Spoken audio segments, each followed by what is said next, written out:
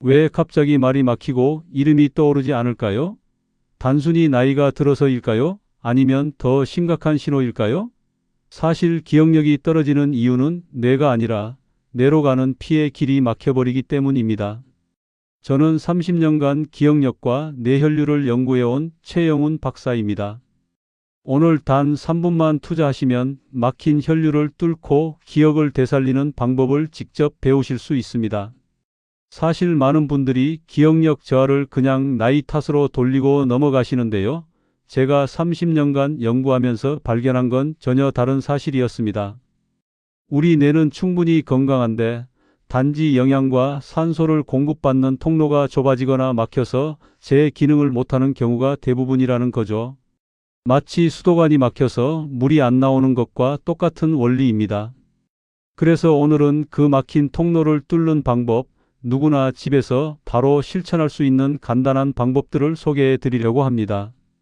복잡한 운동이나 특별한 도구가 필요한 게 아닙니다. 여러분의 손가락 하나, 그리고 하루 몇 분의 시간만 있으면 충분합니다. 제가 만난 수많은 어르신들이 이 방법으로 다시 또렷한 기억력을 되찾으셨거든요. 믿기 어려우시죠? 하지만 이건 제가 직접 목격한 변화들입니다. 오늘 영상 끝까지 보시면 여러분도 내일 아침부터 바로 달라진 느낌을 받으실 수 있을 겁니다. 여러분도 요즘 대화하다가 갑자기 단어가 막히는 경험 있으셨나요? 댓글로 공유해 주세요. 얼마 전 제 연구실을 찾으신 72세 박성호님은 이런 고민을 털어놓으셨습니다. 단어가 입안에서 맴돌다가 도무지 떠오르지 않아 대화가 끊길 때가 많다는 것이었죠. 손주들과 이야기하다가도 갑자기 말이 막혀서 그 순간이 너무 답답하고 창피하다고 하셨어요. 처음엔 박성호 님도 그냥 나이 탓이라고 생각하셨답니다. 그런데 제가 알려드린 작은 습관 하나를 바꾸자 놀랍게도 달라지기 시작했습니다. 매일 아침 일어나서 단 1분, 목 뒤쪽 특정 부위를 가볍게 눌러주는 것만으로도 말이죠. 2주가 지나자 박성호 님은 다시 손주들과 자연스럽게 대화를 이어가실 수 있었습니다. 단어가 막히는 횟수가 확연히 줄었고 무엇보다 아침에 머리가 훨씬 맑아진다고 표현하셨어요. 이 이야기는 박성호 님만의 특별한 경우가 아닙니다. 저는 어르신뿐 아니라 수많은 분들이 이런 변화를 경험하는 걸 직접 봐왔습니다. 사실 기억력 저하의 원인을 제대로 알고 접근하면 생각보다 훨씬 빠르게 회복될 수 있거든요. 그래서 오늘은 누구나 쉽게 따라할 수 있는 방법을 소개해 드리려고 합니다. 혹시 아직 구독과 좋아요를 누르지 않으셨다면 지금 바로 눌러주세요. 이 채널은 여러분의 건강한 노년을 응원합니다. 오늘 이 영상에서 말씀드릴 내용은 여러분의 기억력 관리 방식을 완전히 바꿀 수 있는 중요한 지혜입니다. 끝까지 보시면 왜 지금 당장 여러분의 작은 습관을 바꿔야 하는지 분명하게 깨닫게 되실 겁니다. 사실 많은 분들이 기억력이 떨어지면 뇌 자체에 문제가 생긴 거라고 걱정하시는데요. 대부분은 그게 아닙니다. 뇌로 가는 혈액의 흐름, 그 통로가 좁아지거나 막혀서 생기는 문제인 경우가 훨씬 많아요. 마지막에 나올 단 하나의 습관이 모든 것을 바꿀 수 있습니다. 끝까지 보지 않으시면 가장 중요한 실천법을 놓치게 됩니다. 이렇게 작은 변화만으로도 달라질 수 있습니다. 박성호님처럼 여러분의 식습관이나 생활 습관을 조금만 바꿔도 충분히 개선될 수 있는 일이죠. 그래서 이제는 우리 일상에서 기억력과 직접 연결되는 요소들을 하나씩 짚어보겠습니다. 기억력을 되살리는 생활 자극법 5가지에 대해 말씀드리겠습니다. 먼저 여러분 귀 뒤쪽을 한번 만져보세요. 목덜미가 시작되는 부분, 그 움푹 들어간 곳이 느껴지시나요? 바로 이곳이 풍지혈이라는 자리입니다. 이 부위는 뇌로 가는 혈류의 길목이에요. 여기가 막히면 아무리 영양을 잘 섭취해도 뇌까지 제대로 전달되지 않습니다.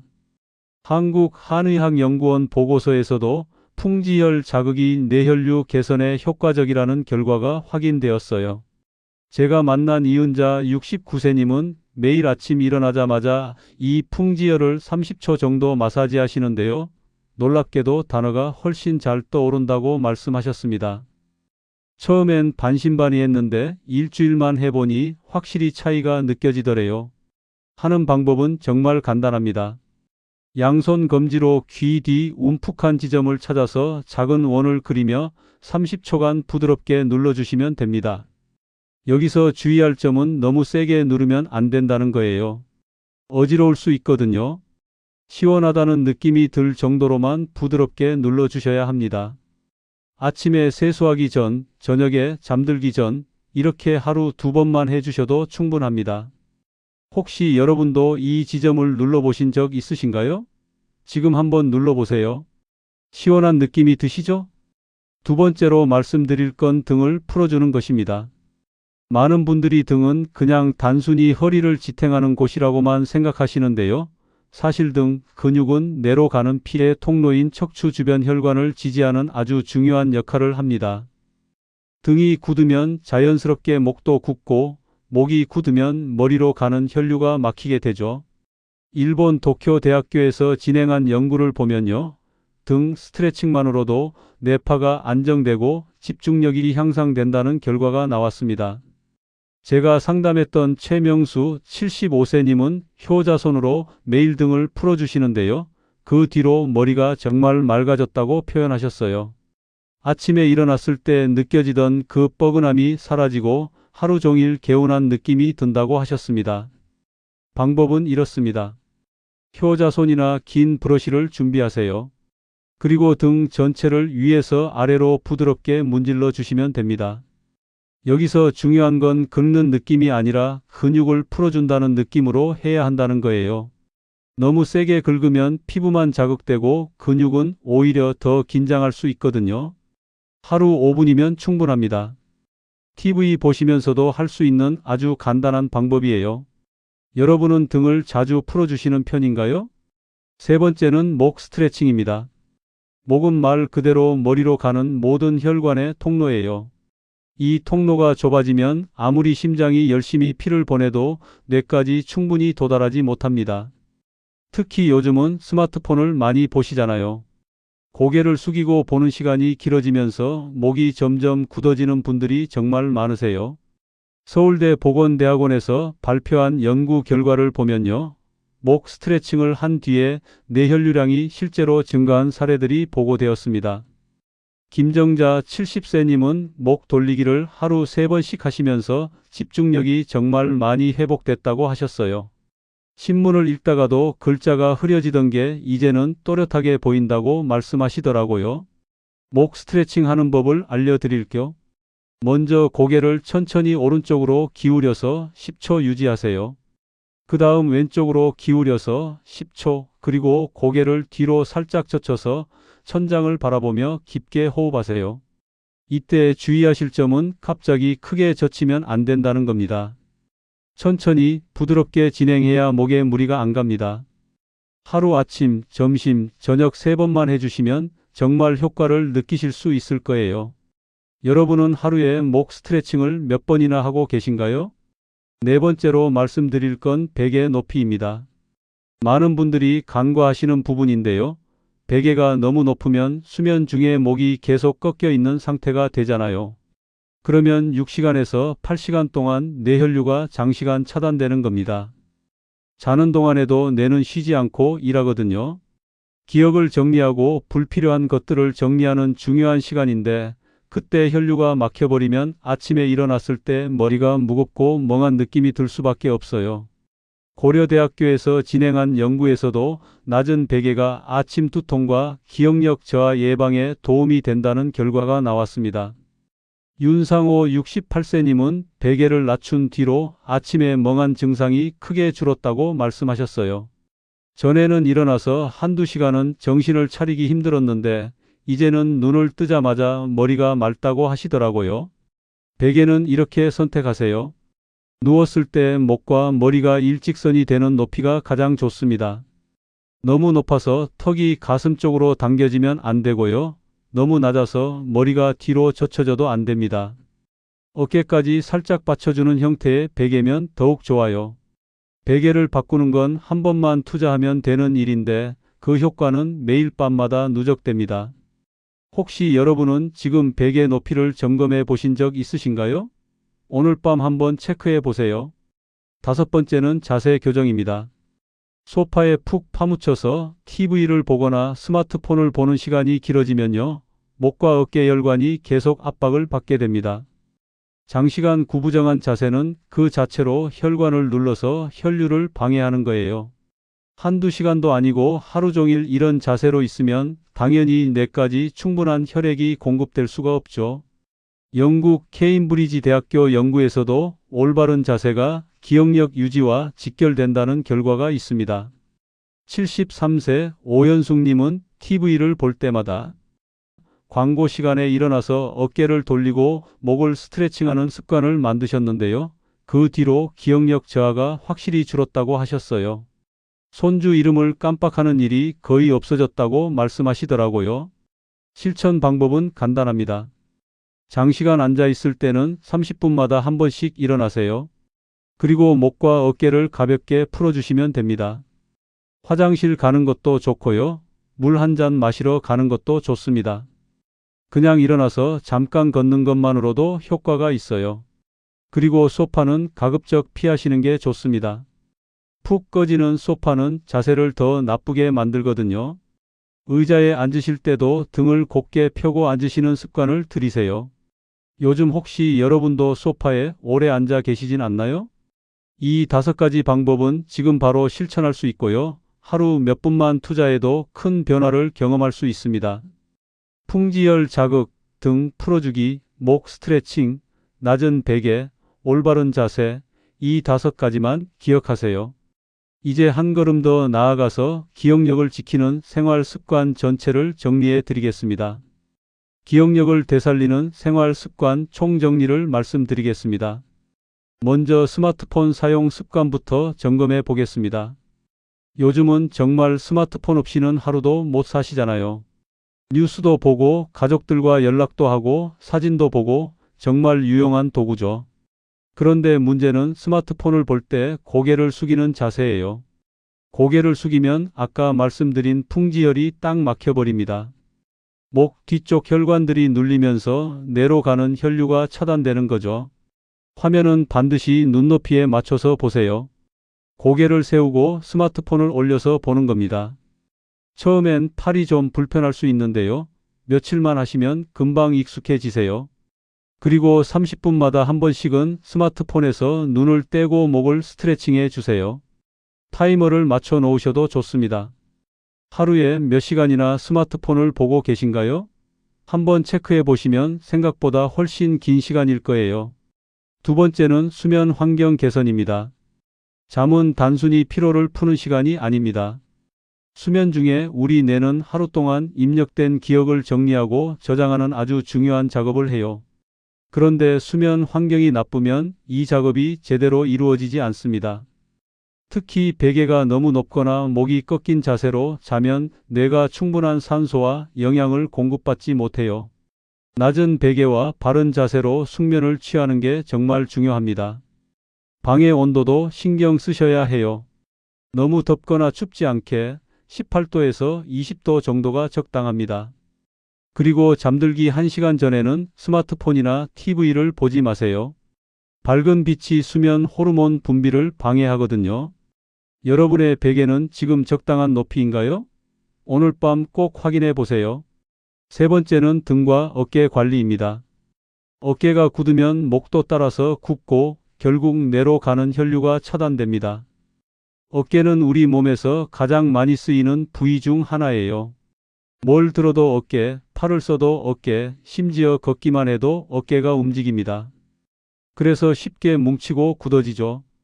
매일 저녁 자기 전에 어깨를 가볍게 두드리거나 마사지해 주는 습관을 가지세요.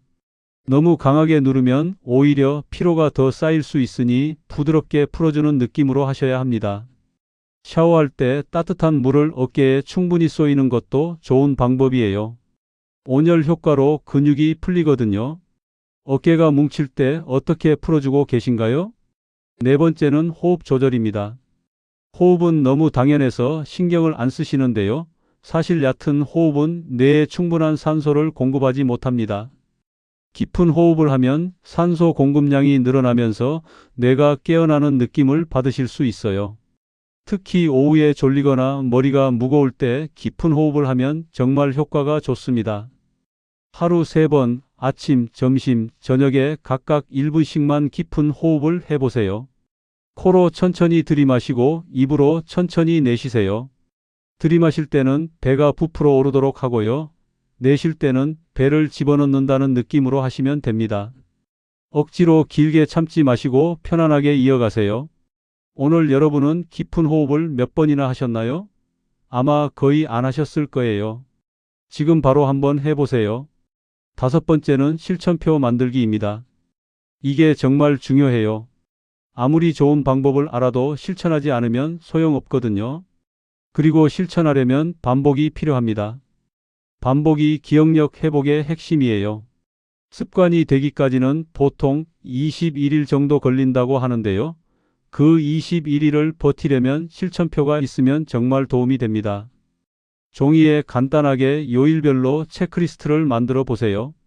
월요일에는 풍지열 마사지와 목 스트레칭, 화요일에는 등 풀기와 베개 높이 확인, 이런 식으로 요일별로 루틴을 정하는 겁니다. 욕심내지 말고 하루에 5분씩만 시작하세요. 처음부터 너무 많은 걸 하려고 하면 작심삼일로 끝나기 쉬워요. 작게 시작해서 조금씩 늘려가는 게 훨씬 효과적입니다. 실천표는 냉장고나 화장실 거울처럼 자주 보이는 곳에 붙여두세요. 그래야 잊지 않고 할 수 있어요. 그리고 하나씩 실천할 때마다 체크 표시를 하세요. 그 작은 성취감이 다음 날도 하게 만드는 동력이 됩니다. 여러분도 지금 작은 실천표 하나 만들어 보실래요? 종이 한 장이면 충분합니다. 6번째는 걷기 운동입니다. 걷기는 전신 운동이면서 동시에 뇌에 산소를 공급하는 가장 좋은 방법 중 하나예요. 빠르게 걸을 필요 없습니다. 천천히 산책하듯 걸으셔도 충분해요. 하루 30분, 힘들면 15분이라도 좋으니 밖에 나가서 걸어보세요. 걸을 때는 팔을 자연스럽게 흔들고 고개를 세우고 정면을 바라보세요. 스마트폰 보면서 걷지 마시고요. 주변 풍경을 보면서 걷는 게 훨씬 좋습니다. 시각 자극도 받고 새로운 기억도 만들어지거든요. 가능하면 아침에 걷는 걸 추천드려요. 아침 햇살을 받으면 세로토닌이 분비되면서 하루 종일 기분도 좋아지고 밤에도 잘 주무실 수 있어요. 7번째는 물 마시기입니다. 우리 몸의 70%가 물이라는 건 다들 아시죠? 혈액도 대부분 물로 이루어져 있어요. 물을 충분히 마시지 않으면 혈액이 끈적끈적해지면서 흐름이 나빠집니다. 특히 나이가 들수록 갈증을 잘 못 느끼시기 때문에 의식적으로 물을 마셔야 해요. 하루에 8잔, 약 1.5리터 정도를 목표로 하세요. 한 번에 많이 마시기보다는 조금씩 자주 마시는 게 좋습니다. 아침에 일어나자마자 미지근한 물 한 잔, 식사 전후로 한 잔씩 이렇게 틈틈이 마시다 보면 충분한 양을 채울 수 있어요. 커피나 녹차는 수분 섭취에 포함되지 않습니다. 카페인이 이뇨 작용을 하거든요. 맑은 물로 마셔야 진짜 수분 보충이 됩니다. 8번째는 뇌 자극 활동입니다. 뇌도 근육처럼 쓰지 않으면 약해집니다. 매일 조금씩이라도 뇌를 자극하는 활동을 해주세요. 신문 읽기, 퍼즐 맞추기, 일기 쓰기, 악기 연주하기, 새로운 요리 배우기, 뭐든 좋습니다. 중요한 건 새로운 자극을 주는 거예요. 특히 손을 많이 쓰는 활동이 좋습니다. 손은 제2의 뇌라고 불릴 만큼 뇌와 밀접하게 연결되어 있거든요. 뜨개질이나 그림 그리기, 서예, 이런 것들이 다 도움이 됩니다. 하루 20분이라도 좋으니까 뭔가 손으로 하는 활동을 하나 정해서 꾸준히 해보세요. 9번째는 사회활동입니다. 사람을 만나고 대화를 나누는 것 자체가 뇌에 엄청난 자극이 됩니다. 상대방 이야기를 듣고 이해하고 적절한 대답을 하는 과정에서 뇌의 여러 부위가 동시에 활성화되거든요. 혼자 계시기보다는 가족이나 친구들을 자주 만나세요. 경로당이나 복지관 프로그램에 참여하는 것도 좋은 방법입니다. 새로운 사람들을 만나고 함께 활동하면서 자연스럽게 기억력도 향상됩니다. 외로움은 기억력 저하의 큰 원인 중 하나예요. 사람과의 교류가 얼마나 중요한지 꼭 기억하세요. 10번째는 긍정적인 마음가짐입니다. 스트레스와 우울감은 뇌의 독이에요. 코르티솔이라는 스트레스 호르몬이 과도하게 분비되면 기억을 담당하는 해마라는 부위가 손상됩니다. 반대로 긍정적이고 즐거운 마음을 가지면 뇌도 건강해져요. 작은 일에도 감사하는 마음을 가지세요. 오늘 날씨가 좋아서 감사하다. 맛있는 식사를 해서 감사하다. 이런 사소한 것들에 집중해 보세요. 웃는 것도 정말 중요합니다. 웃을 때 나오는 엔돌핀은 천연 진통제이자 기분 전환제예요. 하루에 한 번이라도 크게 웃어보세요. 이렇게 일상에 작은 변화를 주는 습관이 쌓이면 기억은 반드시 되살아납니다. 하나하나가 다 어렵지 않은 방법들이죠. 오늘부터 하나씩 실천해 보세요. 이제 오늘 이야기를 정리하며 마무리하겠습니다. 오늘 우리는 기억력 저하의 원인이 단순히 나이가 아니라 뇌로 가는 피의 흐름에 있다는 사실을 확인했습니다. 많은 분들이 나이 들면 당연히 기억력이 떨어진다고 생각하시지만 그건 잘못된 상식이에요. 올바른 관리는 혈류를 회복시켜서 언제든 기억을 되살릴 수 있다는 게 오늘의 핵심 메시지입니다. 잘못 관리했을 때와 제대로 관리했을 때의 차이를 한번 비교해 볼까요? 잘못 관리하면 대화하다가 갑자기 단어가 막히고 이름이 떠오르지 않습니다. 약속을 잊어버리고 방금 한 말을 또 반복하게 되죠. 손주 이름도 헷갈리고 어제 먹은 식사 메뉴도 기억이 안 나요. 이런 일들이 반복되면 자신감도 떨어지고 사람 만나는 것도 두려워집니다. 하지만 제대로 관리하면 완전히 달라집니다. 대화 중에 단어가 자연스럽게 떠오르고 상대방 이름도 또렷하게 기억나요. 어제 일, 지난주 일도 선명하게 떠올릴 수 있습니다. 손주들과 이야기할 때도 막힘없이 술술 나오고요. 새로운 사람을 만나도 이름을 금방 외울 수 있어요. 무엇보다 머리가 맑고 개운한 느낌이 하루 종일 지속됩니다. 이 모든 변화는 사실 거창한 게 아니에요. 오늘 말씀드린 것처럼 풍지혈을 눌러주고 등과 목을 풀어주고 올바른 자세를 유지하고 낮은 베개로 바꾸는 것만으로도 충분합니다. 그리고 매일 물을 충분히 마시고 깊은 호흡을 하고 걷기 운동을 하고 뇌를 자극하는 활동을 하는 거죠. 하나하나가 5분도 안 걸리는 간단한 일들입니다. 그래서 오늘 당장 실천할 수 있는 단 하나의 제안을 드리자면 잠들기 전 1분만 풍지혈을 부드럽게 눌러주는 겁니다. 귀 뒤쪽 움푹 들어간 곳 풍지혈을 양손 검지로 작은 원을 그리며 30초씩만 눌러주세요. 그 작은 행동이 내일 아침을 완전히 다르게 만들어줄 수 있습니다. 아침에 눈을 떴을 때 머리가 한결 가벼운 느낌, 여러분도 내일 아침 직접 경험해 보실 수 있어요. 오늘 말씀드린 방법들은 제가 30년간 연구하고 수많은 분들을 만나면서 확인한 검증된 방법들입니다. 박성호님처럼, 이은자님처럼, 최명수님처럼 여러분도 충분히 변화를 경험하실 수 있어요. 나이는 숫자일 뿐입니다. 중요한 건 오늘부터 어떻게 관리하느냐예요. 다음 영상에서는 기억력뿐 아니라 치매 예방과 직결된 생활 습관을 더 깊이 알려드리겠습니다. 치매는 갑자기 오는 게 아니거든요. 10년, 20년 전부터 조금씩 진행되는 겁니다. 그래서 지금부터 준비하면 충분히 예방할 수 있어요. 다음 영상도 꼭 기대해 주세요. 여러분, 기억력은 다시 돌아올 수 있습니다. 포기하지 마세요. 오늘부터 작은 습관 하나씩 바꿔보세요. 한 달 뒤에는 분명 달라진 자신을 발견하실 겁니다. 오늘 내용 중 가장 마음에 남은 부분은 무엇인가요? 어떤 방법을 가장 먼저 실천해 보고 싶으신가요? 댓글로 남겨주세요. 여러분의 이야기를 듣고 싶습니다.